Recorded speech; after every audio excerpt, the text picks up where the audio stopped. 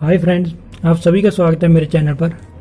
आज हम बात करेंगे इंटीग्रेशन के बारे में, बेसिक्स ऑफ इंटीग्रेशन कि इंटीग्रेशन की क्यों ज़रूरत पड़ी हमें और इसका क्या मतलब है।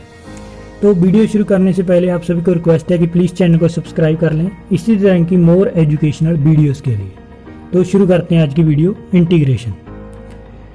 तो सबसे पहले हम बात करते हैं कि इंटीग्रेशन की क्यों ज़रूरत पड़ी हमें। तो देखिए, मान लीजिए ट्रायंगल है, सर्कल, ये स्क्वायर है और ये रेक्टेंगल है। तो इन सब का एरिया हमें मालूम है क्योंकि इनके एरिया के फार्मूले होते हैं।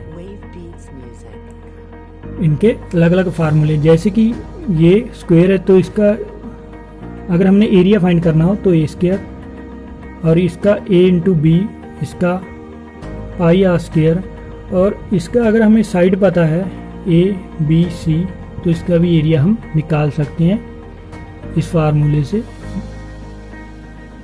जो कि आपको मालूम है। लेकिन अब इस शेप का एरिया हमें निकालना नहीं आता था उस वक्त जब इंटीग्रेशन नहीं थी। तो इसका एरिया कैसे निकालें? तो इसका एरिया इंटीग्रेशन निकालेंगे। इसी तरह और बहुत सी ऐसी डायग्राम्स, कर्व्स जिनका एरिया सिर्फ और सिर्फ इंटीग्रेशन निकालती है। ये तो 2D में हो गया, 3D में भी इंटीग्रेशन ही निकालती है, उसका आगे 3 डिमेंशन हो जाता है। जैसे कि ये क्यूब, मान लीजिए क्यूब है, इसका एरिया का फार्मूला हमें मालूम है, लेकिन किसी और तरह का शेप, जैसे कि ये शेप की इसी तरह मान लीजिए इस तरह होती तो इसका एरिया भी इंटीग्रेशन ही निकालते हैं। तो मान लीजिए हमने ये एरिया निकालना है, इसे इंटीग्रेशन को क्या यूज करते हैं हम? एरिया अंडर कर्व फाइंड करने के लिए। मान लीजिए एक कर्व है, इसका हमने एरिया फाइंड करना है और ये ग्राफ है। तो शुरू में जब इंटीग्रेशन नहीं थी तो हम इसको मान लीजिए 2 पार्ट में डिवाइड कर लेते थे। ये 2 पार्ट में डिवाइड हो गया, ये एरिया हमने फाइंड करना था, ये 2 पार्ट में डिवाइड कर दिया। मान लीजिए एक्चुअल एरिया इसका आना था 8। अब इंटीग्रेशन का हमें मालूम, हम इसको रेक्टेंगल्स में कन्वर्ट कर लेते हैं ऐसे, और ये और रेक्टेंगल। तो हम इन दोनों रेक्टेंगल का एरिया जोड़ देते थे। तो मान लीजिए ये 7 आ गया, लेकिन इसके बहुत दूर है, तो अब हम इसको 4 पार्ट में डिवाइड करेंगे। अब इसकी रेक्टेंगल्स बना दी तो ये और नज़दीक आ गया, 7.5 आ गया मान लीजिए। अब इसको 8 पार्ट में डिवाइड कर दिया तो ये और नज़दीक आ गया, इसके एक्यूरेट वैल्यू के मान लीजिए 7.8 आ गया। इसी तरह इनफाइनाइट डिवाइड कर दिया, इनफाइनाइट नंबर ऑफ लाइंस इसमें निकाल दी, तो इसका एरिया मान लीजिए 7.999 अप टू 99 ऐसे आ गया, मीन्स लगभग 8 आ गया। तो अब ये एरिया कैसे आया? इन सभी को जोड़ के।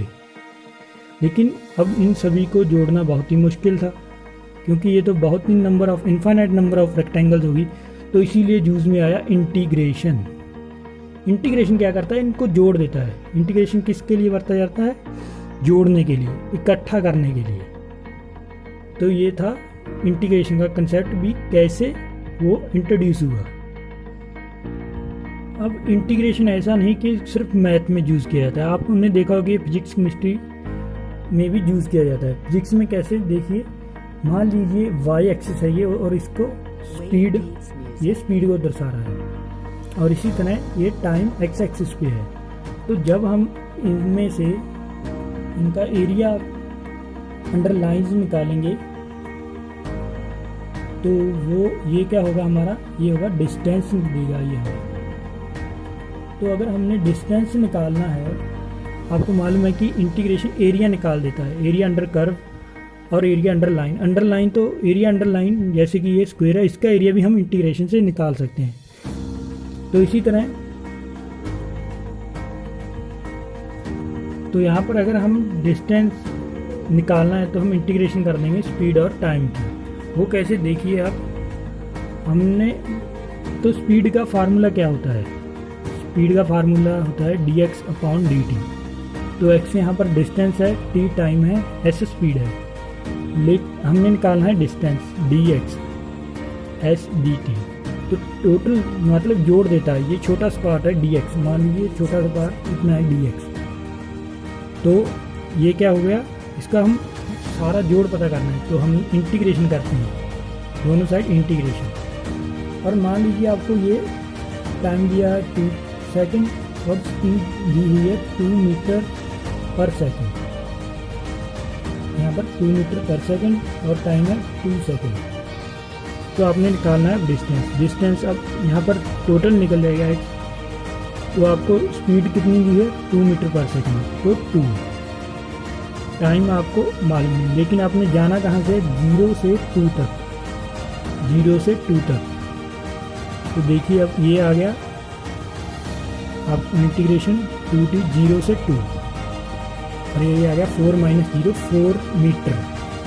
तो 4 मीटर आ जाएगा डिस्टेंस। तो ये हमें कैसे मालूम पड़ा, इंटीग्रेशन से। वैसे भी हमारे पास फार्मूला है, लेकिन हमने इंटीग्रेशन का कंसेप्ट समझने के लिए इस पर अप्लाई किया। ये बिल्कुल इजी एग्जांपल है।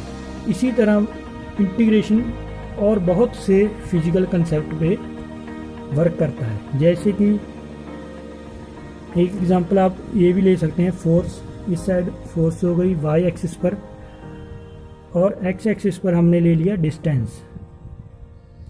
तो हमें जो ये ग्राफ मिलेगा ये वर्क का मिलेगा, जो एरिया अंडरलाइन मिलेगा वो वर्क होगा। उम्मीद है आपको कि इंटीग्रेशन का ये बेसिक्स समझ आ गया होगा और इसके फार्मूले वो हमें याद करने होंगे। उसकी PDF आपको नीचे डिस्क्रिप्शन में मिल जाएगी। तो ये बेसिक था, फार्मूले आप खुद से याद कर सकते हैं। So thanks for watching the video and please subscribe my channel for more educational videos. Thanks.